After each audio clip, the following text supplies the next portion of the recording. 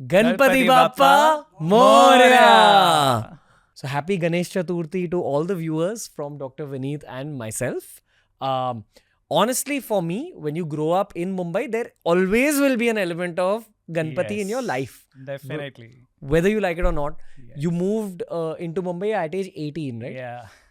Was Ganesh Chaturthi and Ganpati Utsav kind of like a new experience for you? You know, I was in a hostel, and the first time I heard these amazing sounds coming out of, almost EDM music, and from the street.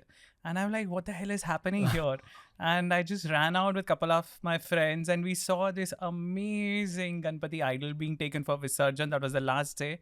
And it was so beautiful, so immersive, and so holistic. All your senses are occupied. You're looking at this beautiful divine form of the deity.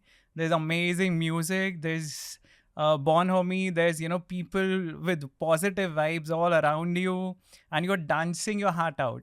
And I think that was my first introduction to the Ganpati festival. Yeah.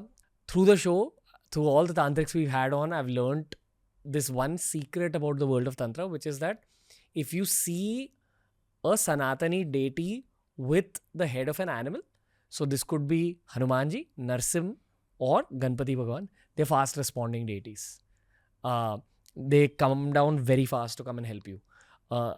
This is what you feel when you grow up in this city. You have a phase in the city where you are connected to Ganpati at some point. You'll just go and sit in one of those mandals, just look at the idol, have your own conversation. It's a very personalized festival in my eyes. Yes. I think it's personalized as well as, a community building activity. Because the first time I saw here, and, I'm from Chandigarh. So there, we've always grown up seeing the biggest crowds that I've seen probably was at the Dashera Mela. When the Ravan is burnt, Ravan effigies are burnt, and they're huge effigies. That was where you'd see the maximum number of people getting together. But, what I remember is that, the moment the effigy is burnt, everybody just starts running away. Because, then it's going to be chaotic, Here, it was the other way around. Everybody's moving into the crowd. So that was the first experience I had of feeling safe in a crowd, because it was a crowd of devotees. It was a crowd of people who had come to bid farewell to the favorite god, and everybody was in that same zone. It is so beautiful, just to see, and people from all backgrounds. It's not just the Maharashtrian families that are doing it here in Mumbai, right? I mean, it's people from all different castes or religions, or, I've seen multiple other communities doing it as well. And you can go and stand and join any of those, people, join the aarti, they'll give you the prasad, there's no differentiation that you feel, being an outsider.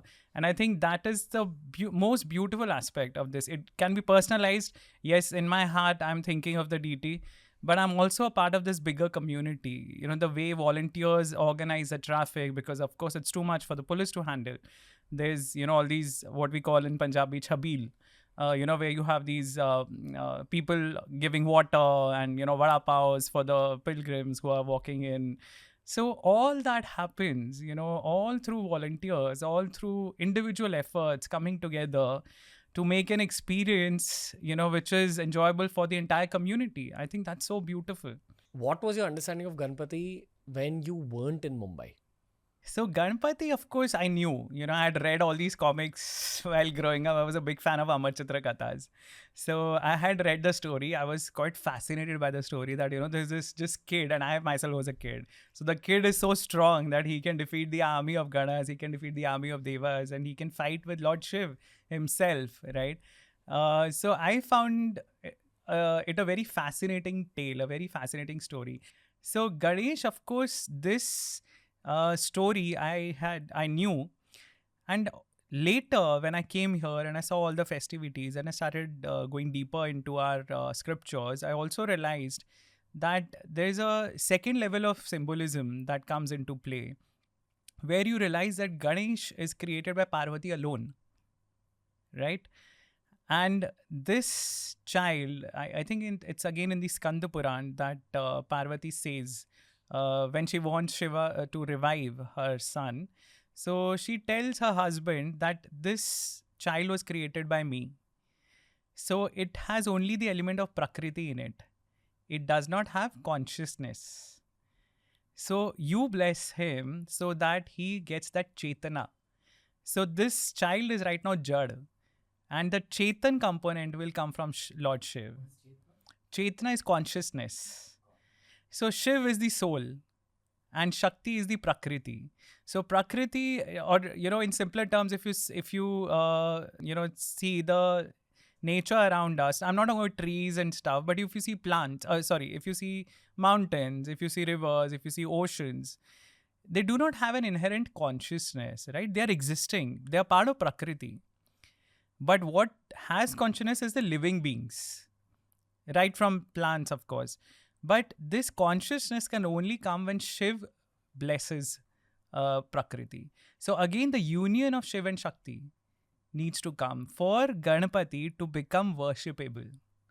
It's only when Lord Shiv joins the head of an elephant to the body that is created by Prakriti and blesses him, revives him, that is when Ganpati becomes worshipable. Hey, if you enjoyed today's clip, make sure you check out all the other clips we've uploaded on this channel. You'll find a clip related to almost every single topic as long as you're willing to search for it.